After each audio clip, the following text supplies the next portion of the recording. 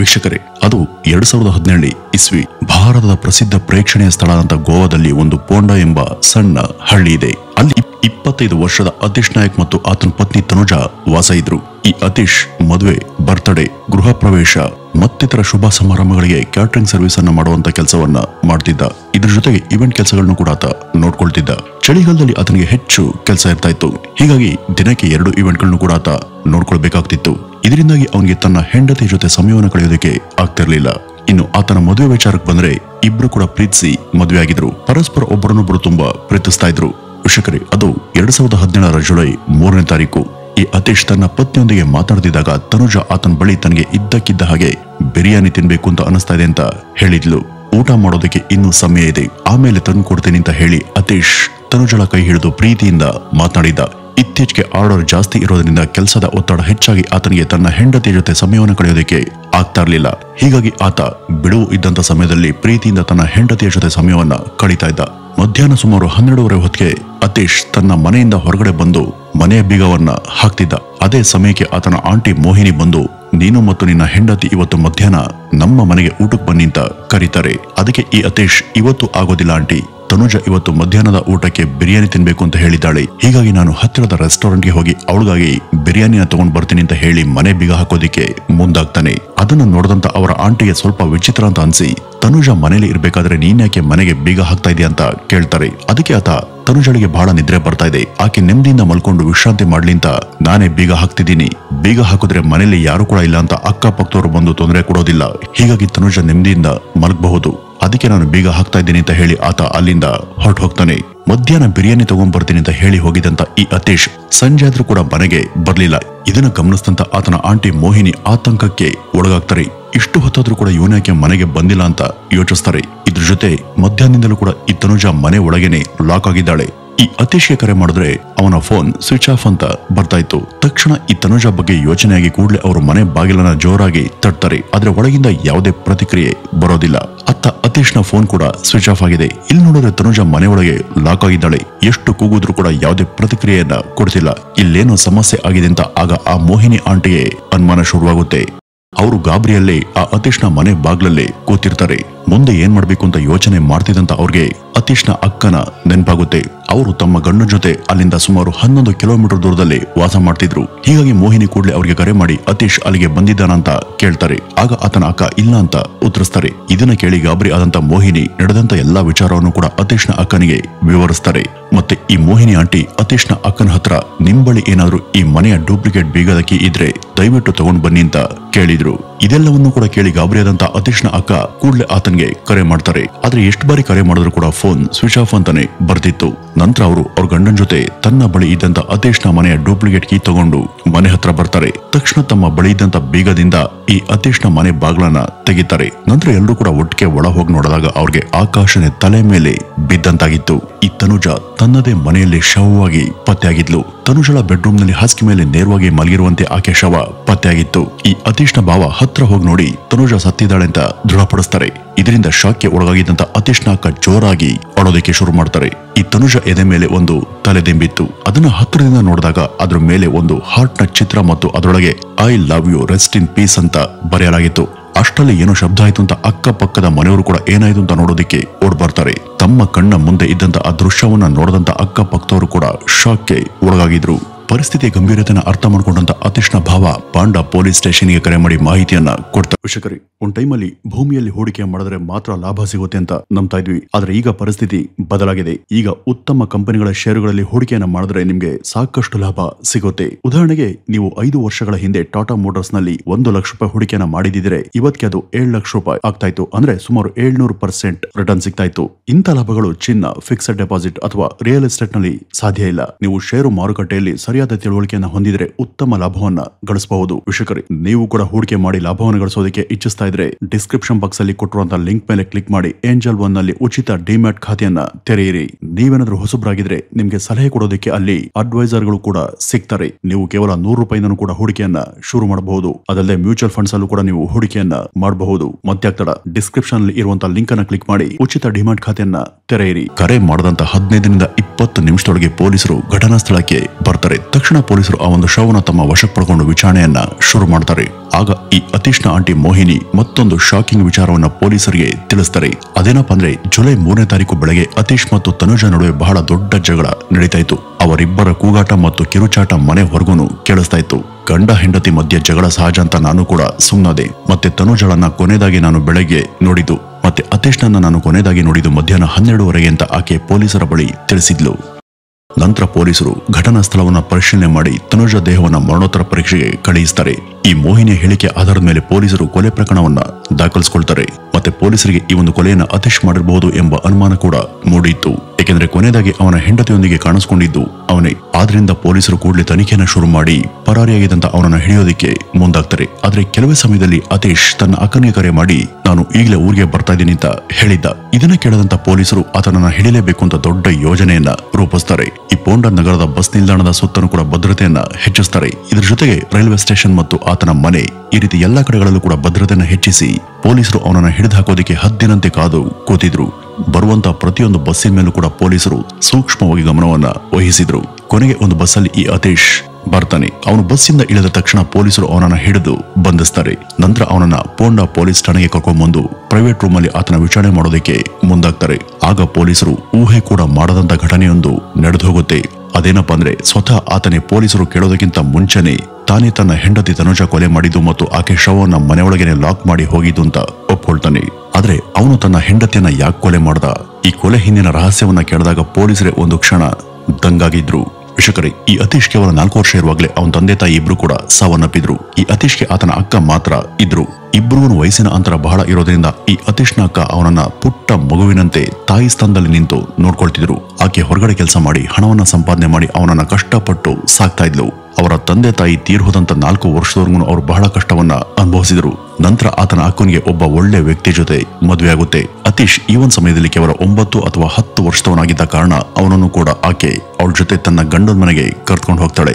ಮದುವೆಗೂ ಮೊದಲೇ ಆಕೆ ತನ್ನ ಗಂಡನ ಬಳಿ ನನ್ನ ತಮ್ಮ ತನ್ನ ಕಾಲ್ ಮೇಲೆ ನಿಂತು ಬದುಕೋರ್ಗೂ ಅವನನ್ನ ನನ್ ಜೊತೆನೆ ಇಟ್ಕೊಂಡು ಸಾಕ್ತೇನೆ ಅಂತ ಕಂಡೀಷನ್ ಹಾಕಿನೇ ಮದುವೆ ಆಗಿದ್ಲು.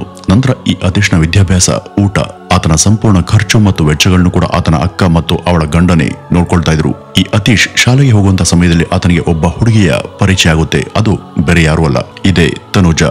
ಆಕೆ ಮನೆ ಕೂಡ ಈ ಅತೀಶ್ನ ಮನೆ ಪಕ್ಕದಲ್ಲೇನೆ ಇತ್ತು. ಆ ಒಂದು ಕಾರಣದಿಂದ ಎರಡೂ ಕುಟುಂಬದವರಿಗೆ ಒಳ್ಳೆಯ ಸ್ನೇಹ ಸಂಬಂಧ ಏರ್ಪಟ್ಟಿತ್ತು. ಏನೇ ಕಾರ್ಯಕ್ರಮಗಳು ಆದ್ರೂ ಕೂಡ ಒಟ್ಟಿಗೆನೆ ಭಾಗವಹಿಸ್ತಿದ್ರು. ಸಂತೋಷವಾಗಿ ಒಂದೇ ಕುಟುಂಬದಂತೆ ಇದ್ರು. ಅತೀಶ್ ಮತ್ತು ತನುಜಾ ಇಬ್ರು ಬಾಲ್ಯದಲ್ಲಿ ಒಟ್ಟಿಗೆ ಶಾಲೆಗೆ ಹೋಗ್ತಿದ್ರು. ಆದ್ರೆ ಆರಂಭದಿಂದನೂ ಕೂಡ ತನುಜಾ ಓದ್ನಲ್ಲಿ ತುಂಬಾ ಬುದ್ಧಿವಂತೆ.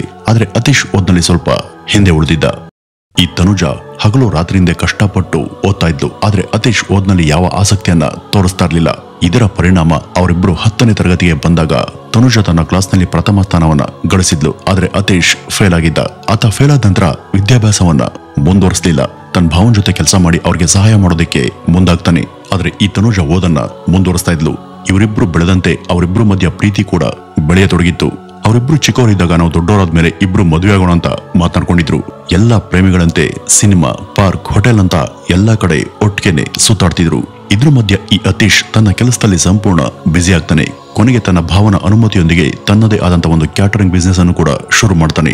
ಆತನ ಅದೃಷ್ಟ ಚೆನ್ನಾಗಿತ್ತು. ಈ ಅತೀಶ್ನ ವ್ಯವಹಾರ ಸುಲಭವಾಗಿ ಅತಿ ಹೆಚ್ಚು ಲಾಭವನ್ನ ಗಳಿಸ್ತಾ ಇತ್ತು.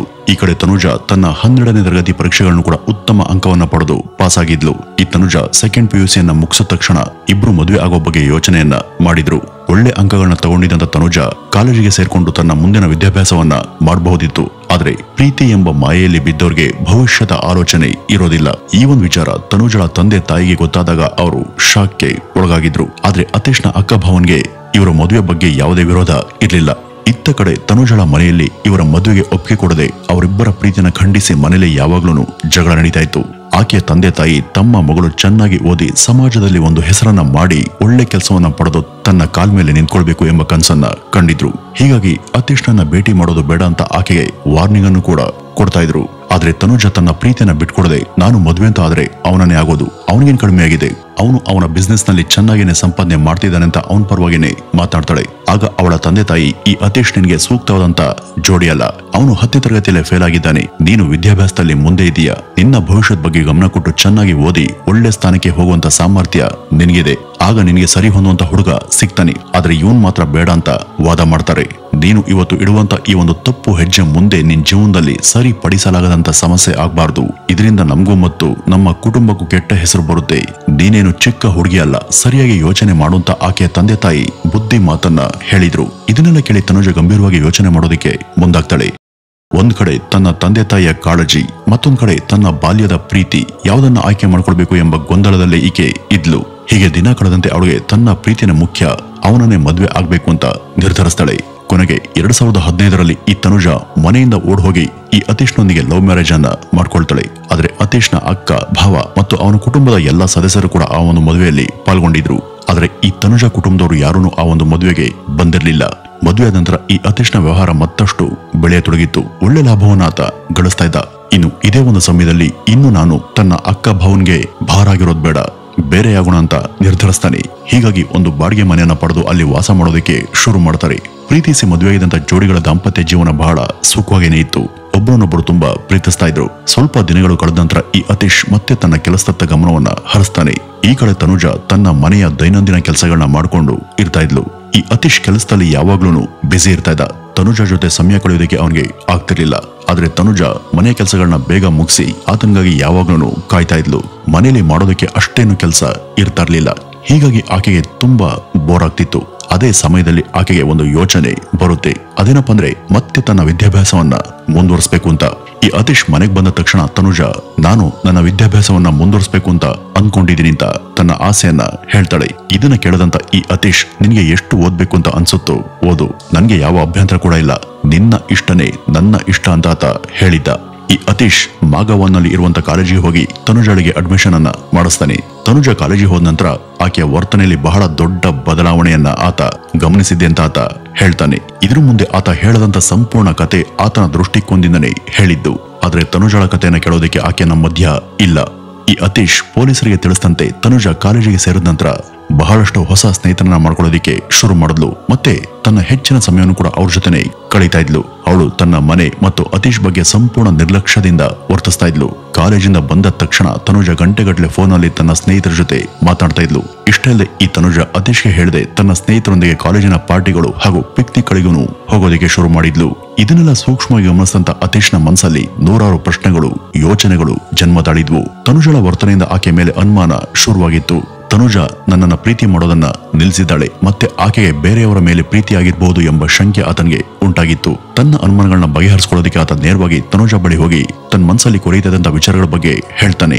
ಇದನ್ನೆಲ್ಲ ಕೇಳಿ ಕೋಪಗೊಂಡಂತ ತನುಜ, ನನ್ನ ತಂದೆ ತಾಯಿ ಹೇಳಿದ್ದು ಸರಿಯಾಗಿದೆ, ನೀನು ನನ್ನ ಲೆವೆಲ್ಗೆ ತಕ್ಕ ಹುಡುಗ ಅಲ್ಲ, ನಿನ್ನಂತ ಓದು ಬರಹ ಗೊತ್ತಿಲ್ಲದವನನ್ನ ಮದುವೆ ಆಗಿದ್ದು ನನ್ ತಪ್ಪು, ನನ್ನಂತ ಹುಡುಗಿಯನ್ನ ಮದುವೆ ಆಗೋದಕ್ಕೆ ನೀನು ಪುಣ್ಯ ಮಾಡಿರ್ಬೇಕು, ಅದನ್ ಬಿಟ್ಟು ನನ್ ಬಗ್ಗೆ ಎಷ್ಟು ಕೆಟ್ಟದಾಗಿ ಯೋಚನೆ ಮಾಡಿದ್ಯಾ ಅಂತ ಹೇಳಿ ಆತನ ಜೊತೆ ಜಗಳ ಆಡಿ ತನುಜ ತನ್ನ ತವ್ರ ಮನೆಗೆ ಹೋಗ್ತಾಳೆ.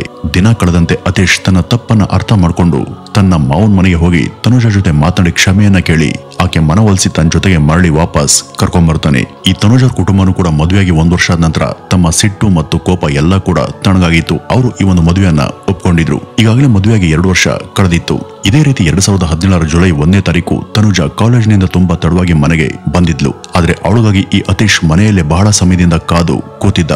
ಮನೆಗೆ ಬಂದ ತಕ್ಷಣ ಗಂಡನ ಜೊತೆ ಮಾತನಾಡುವಂತ ಬದಲು ಈ ತನುಜ ಮನೆಗೆ ಬಂದ ಕೂಡಲೇ ಫೋನ್ ನೋಡ್ಕೊಂಡು ಕೂತಿದ್ಲು. ಇದನ್ನ ಕಂಡಂತ ಈ ಅತೀಶ್ ಕೋಪದಿಂದ, ಯಾಕೆ ತಡವಾಗಿ ಬಂದಿದೀಯಾ, ನನ್ ಜೊತೆ ಮಾತಾಡೋದನ್ನ ಬಿಟ್ಟು ಮನೆಗೆ ಬಂದ್ ಕೂಡ್ಲಿ ಫೋನ್ ನೋಡ್ಕೊಂಡು ಪ್ರಪಂಚವನ್ನೇ ಮರ್ತಾಳಂತೆ ಕೂತಿದೀಯ ಅಂತ ಪ್ರಶ್ನೆ ಮಾಡ್ತಾನೆ. ಆದ್ರೆ ಅತೀಶ್ನ ಪ್ರಶ್ನೆಗೆ ಉತ್ತರ ಕೊಡುವಂತ ಬದಲು ಈ ತನುಜ ಅವನನ್ನ ಬೆದರಿಸಲು ಮುಂದಾಗ್ತಾಳೆ. ಅತೀಶ್ ಸಂಪೂರ್ಣವಾಗಿ ತನ್ನ ತಾಳ್ಮೆಯನ್ನ ಕಳೆದುಕೊಂಡಿದ್ದ. ಇದನ್ನ ಹೀಗೆ ಬಿಟ್ರೆ ಆಗೋದಿಲ್ಲ, ಏನಾದ್ರೂ ಮಾಡ್ಲೇಬೇಕು ಅಂತ ಯೋಚಿಸ್ತಿದ್ದ. 2017 ಜುಲೈ 3ನೇ ತಾರೀಕು ಬೆಳಿಗ್ಗೆ ಕೂಡ ಇಬ್ರು ಮಧ್ಯ ದೊಡ್ಡ ಜಗಳ ಶುರುವಾಗಿತ್ತು. ಈ ಅತೀಶ್ ಮತ್ತೆ ತನುಜಗೆ ಕಾಲೇಜಿನಲ್ಲಿ ನಿನ್ಗೆ ಯಾವುದೋ ಹುಡುಗನ ಜೊತೆ ಸಂಬಂಧ ಇದೆ ಅಂತ ಆರೋಪವನ್ನ ಮಾಡ್ತಿದ್ದ. ಮತ್ತೆ ಕೂಡ್ಲೆ ಆ ಒಂದು ಕಾಲೇಜಿಗೆ ಹೋಗೋದನ್ನ ನಿಲ್ಸು, ಮತ್ತೆ ನೀನು ನಿನ್ನ ಎಲ್ಲಾ ಸ್ನೇಹಿತರ ಜೊತೆ ಮಾತನಾಡೋದನ್ನ ಬಿಡಬೇಕು ಅಂತ ತನುಜ ಜೊತೆ ಜಗಳ ಮಾಡೋದಕ್ಕೆ ಮುಂದಾಗಿದ್ದ. ಆದ್ರೆ ಆಕೆ ಮಾತ್ರ, ನನ್ಗೆ ಯಾರ ಜೊತೆ ಕೂಡ ಸಂಬಂಧ ಇಲ್ಲ, ನಾನು ವಿದ್ಯಾಭ್ಯಾಸವನ್ನ ಪೂರ್ಣಗೊಳಿಸಲೇಬೇಕು ಅಂತ ಆಕೆ ಕೂಡ ಜಗಳ ಮಾಡ್ತಾಳೆ. ಆದ್ರೆ ಆ ಒಂದು ವೇಳೆಗೆ ಈ ಅತೀಶ್ನ ಮನಸ್ಥಿತಿ ಸಮತೋಲನದಲ್ಲಿ ಇರಲಿಲ್ಲ. ಆಕೆಯ ಯಾವ ಮಾತನ್ನು ಕೂಡ ತಾಳ್ಮೆಯಿಂದ ಕೇಳುವಂತ ಸಂಯಮ ಆತನಲ್ಲಿ ಉಳಿದಿರಲಿಲ್ಲ. ಈ ಒಂದು ಕಾರಣದಿಂದ 2017 ಜುಲೈ 3ನೇ ತಾರೀಕು ಬೆಳಗ್ಗೆ ತನುಜಾ ನಿದ್ರೆ ಮಾಡ್ತಿದ್ದಾಗ ಅತೀಶ್ ಕೋಪದಿಂದ ಆವೇಶಕ್ಕೆ ಒಳಗಾಗಿ ಒಂದು ತಲೆದಿಂಬನ ತಗೊಂಡು ಆಕೆ ಮುಖದ ಮೇಲೆ ಇಟ್ಟು ಉಸಿರುಗಟ್ಟಿಸಿ ಸಾಯಿಸೋದಕ್ಕೆ ಮುಂದಾಗ್ತಾನೆ. ಆದ್ರೆ ಸ್ವಲ್ಪ ಹೊತ್ತಾದ್ಮೇಲೆ ಈ ಅತೀಶ್ಗೆ ತಾನು ಏನ್ ಮಾಡ್ತಿದ್ದೀನಿ ಅಂತ ನಿಧಾನವಾಗಿ ಅರ್ಥ ಆಗಿತ್ತು. ಜೀವಕ್ಕೆ ಜೀವ ಅಂತ ಪ್ರೀತಿಸ್ತಂತ ತನ್ನ ಹೆಂಡತಿಯನ್ನು ಕೊಲ್ಲೋದಕ್ಕೆ ಮುಂದಾಗಿದ್ದೇನೆ ಅಂತ ಪಶ್ಚಾತ್ತಾಪ ಪಡುವಷ್ಟರಲ್ಲಿ ಆಕೆ ಪ್ರಾಣ ಪಕ್ಷಿ ಅದಾಗ್ಲೇ ಹಾರು ಹೋಗಿತ್ತು. ತನ್ನ ಪ್ರೀತಿಯನ್ನ ತಾನೇ ಕೈಯಾರೆ ಸಾಯಿಸ್ಬಿಟ್ಟಿದ್ದೇನೆ ಎಂಬ ಕೊರಗು ಅವನನ್ನ ಕಾಡ್ತಾ ಇತ್ತು. ಇನ್ಯಾವತ್ತೂ ಕೂಡ ಸರಿ ಮಾಡೋದಕ್ಕೆ ಸಾಧ್ಯನೇ ಇಲ್ಲದಂತ ತಪ್ಪನ್ನ ನಾನು ಮಾಡದೆ ಅಂತ ಆತ ಗೋಳಾಡ್ತಾ ಬೆಳಗ್ಗೆಯಿಂದ ಮಧ್ಯಾಹ್ನವರೆಗೂ ಅತೀಶ್ ತನುಜಾ ಶವದ ಪಕ್ಕದಲ್ಲಿ ಕೂತು ಕೇವಲ ಅವಳ ಮುಖವನ್ನ ನೋಡ್ತಾ ಅಳ್ತಾ ಇದ್ದ. ನಂತರ ಅವನು ಈ ತನುಜಳ ಪರ್ಸಿಂದ ಆಕೆ ಲಿಫ್ಟಿಕ್ ಅನ್ನ ತಗೊಂಡು ಅದೇ ದಿಂಬಿನ ಮೇಲೆ I love you rest in peace ಅಂತ ಬರ್ದಿದ್ದ. ಇದು ನೋಡಿದ್ರೆ ಆತ ಎಷ್ಟು ಪಶ್ಚಾತ್ತಾಪ ಪಟ್ಟಿದೆ ಎಂಬುದು ಸ್ಪಷ್ಟವಾಗಿ ಅರ್ಥ ಆಗುತ್ತೆ. ನಂತರ ಆತ ಹೆದರ್ಕೊಂಡು ಮನೆ ಬಿಟ್ಟು ಓಡ್ ಹೋಗೋದಿಕ್ಕೆ ಮುಂದಾಗ್ತಾನೆ. ನಾವು ಈ ಒಂದು ವಿಡಿಯೋದ ಶುರುವಿನಲ್ಲಿ ಹೇಳಿದ ಹಾಗೆ ಅತೀಶ್ ಮನೆಯನ್ನ ಲಾಕ್ ಮಾಡಿ ಹೊರ ಹೋಗ್ತಿದ್ದಾಗ ಅವನ ಆಂಟಿ ಮೋಹಿನಿ ಇದ್ರಲ್ಲ, ಅವರು ಅವನನ್ನು ನೋಡಿ ಮಾತಾಡಿಸಿದ್ರು. ಅತೀಶ್ ನೇರವಾಗಿ ತನ್ನ ಸ್ನೇಹಿತನ ಮನೆಗೆ ಹೋಗಿ 2017 ಜುಲೈ 3ನೇ ತಾರೀಕು ರಾತ್ರಿ ಪೂರ್ತಿ ಅಲ್ಲೇ ಉಳ್ಕೊಂಡಿದ್ದ. ಆದ್ರೆ ಅವನಿಗೆ ಮನಃಶಾಂತಿ ಇರಲಿಲ್ಲ. ಯಾಕೆಂದ್ರೆ ತನ್ನ ಹೆಂಡತಿ ತನುಜಾ ಮುಖ ಅವನ ಕಣ್ಮುಂದೆ ಮತ್ತೆ ಮತ್ತೆ ಕಾಣಿಸ್ತಾನೆ ಇತ್ತು. ಈ ಒಂದು ಕಾರಣದಿಂದ ಅವನು ರಾತ್ರಿ ಪೂರ್ತಿ ನಿದ್ರೆ ಮಾಡದೆ ಮರುದಿನ ಬೆಳಗ್ಗೆ ತನ್ನ ಅಕ್ಕನಿಗೆ ಕರೆ ಮಾಡಿ ವಾಪಸ್ ಬರ್ತೀನಿ ಅಂತ ಹೇಳಿದ್ದ. ನಂತರ ಆತ ಹಿಂದಿರುಗಿದಾಗ ಪೊಲೀಸರು ತಕ್ಷಣ ಅವನನ್ನ ಬಂಧಿಸಿ ವಿಚಾರಣೆ ಮಾಡಿದ್ರು. ಈ ಎಲ್ಲಾ ಕಥೆಗಳನ್ನ ಕೇಳದಂತ ಪೊಲೀಸರು ತನುಜಾಳ ಕಾಲೇಜ್ ಸ್ನೇಹಿತರ ಜೊತೆ ಮಾತನಾಡಿದಾಗ ಅವ್ರಿಗೆ ಈ ತನುಜಾಳಿಗೆ ಅನೇಕ ಸ್ನೇಹಿತರು ಇದ್ರು. ಅವರನ್ನೆಲ್ಲ ಪ್ರಶ್ನೆ ಮಾಡಿದಾಗ ಪೊಲೀಸರು ತನುಜಾ ಯಾರ ಜೊತೆ ಕೂಡ ಅಕ್ರಮ ಸಂಬಂಧ ಇಟ್ಕೊಂಡಿಲ್ಲ ಎಂಬುದು ಸ್ಪಷ್ಟವಾಗಿ ಗೊತ್ತಾಗುತ್ತೆ. ಈ ಅತೀಶ್ಗೆ ತನುಜಾ ತನ್ನ ಕಾಲೇಜ್ ಸ್ನೇಹಿತರಲ್ಲಿ ಯಾರನ್ನೋ ಒಬ್ಬರನ್ನ ಇಷ್ಟಪಡ್ತಿದ್ದಾಳೆ ಎಂಬ ಒಂದು ಕಲ್ಪನೆ ಒಂದು ಜೀವವನ್ನೇ ಬಲಿ ತಗೊಂಡಿತ್ತು. ಈ ಎಲ್ಲಾ ವಿಚಾರಣೆ ನಂತರ ಪೊಲೀಸರು ಅವನ ವಿರುದ್ಧ ಪ್ರಕರಣವನ್ನು ದಾಖಲು ಮಾಡಿ ನ್ಯಾಯಾಲಯದಲ್ಲಿ ಹಾಜರುಪಡಿಸ್ತಾರೆ. ಆತ ಈ ಒಂದು ಕೊಲೆ ಆರೋಪದ ಮೇಲೆ 2023 ಡಿಸೆಂಬರ್ ತಿಂಗಳವರೆಗೂ ಜೈಲಿನಲ್ಲಿ ಸೆರೆಮನೆ ವಾಸವನ್ನ ಅನುಭವಿಸಬೇಕಾಗುತ್ತೆ. ಆದ್ರೆ ಅದೇ 2023 ಡಿಸೆಂಬರ್ 6ನೇ ತಾರೀಕು ಸಾಕ್ಷ್ಯಾಧಾರದ ಕೊರತೆ ಹಿನ್ನೆಲೆ ಅತೀಶ್ನನ್ನ ಬಿಡುಗಡೆ ಮಾಡಲಾಗುತ್ತೆ. ವೀಕ್ಷಕರೇ, ಈ ಅತೀಶ್ಗೆ ಬಂದಂತ ಆ ಒಂದು ಅನುಮಾನ ಆತನ ಜೀವನವನ್ನೇ ಸರ್ವನಾಶ ಮಾಡಿತು. ಬಾಲ್ಯದಿಂದನೂ ಕೂಡ ಜೀವಕ್ಕೆ ಜೀವ ಅಂತ ಪ್ರೀತಿಸ್ತಿದ್ದಂತ ಹುಡುಗಿಯನ್ನ ಇಷ್ಟಪಟ್ಟಂತೆ ಮದುವೆಯಾಗಿದ್ದ. ವ್ಯವಹಾರ ಕೂಡ ಚೆನ್ನಾಗಿತ್ತು. ಆದ್ರೆ ಕೇವಲ ಒಂದು ಅನುಮಾನ ಅವನ ಸಂಪೂರ್ಣ ಜೀವನವನ್ನೇ ತಲೆ ಕೆಳಗಾಗಿಸಿ ನಾಶ ಮಾಡಿತು. ವೀಕ್ಷಕರೇ, ಈ ಒಂದು ಘಟನೆ ಬಹುತೇಕರಿಗೆ ಹೇಗ್ ಪಾಠ ಆಗುತ್ತೆ ಮತ್ತೆ ಇದರಿಂದ ನಿಮ್ಗೆ ಏನ್ ಅರ್ಥ ಆಯ್ತು ಅನ್ನೋದನ್ನ ಕಮೆಂಟ್ ನ ಮೂಲಕ ತಪ್ಪದೆ ತಿಳಿಸಿ ಅಂತ ಹೇಳ್ತಾ ಮತ್ತೆ ಮುಂದಿನ ವಿಡಿಯೋದಲ್ಲಿ ಭೇಟಿಯಾಗೋಣ. ಅಲ್ಲಿವರೆಗೂ ನಮಸ್ಕಾರ.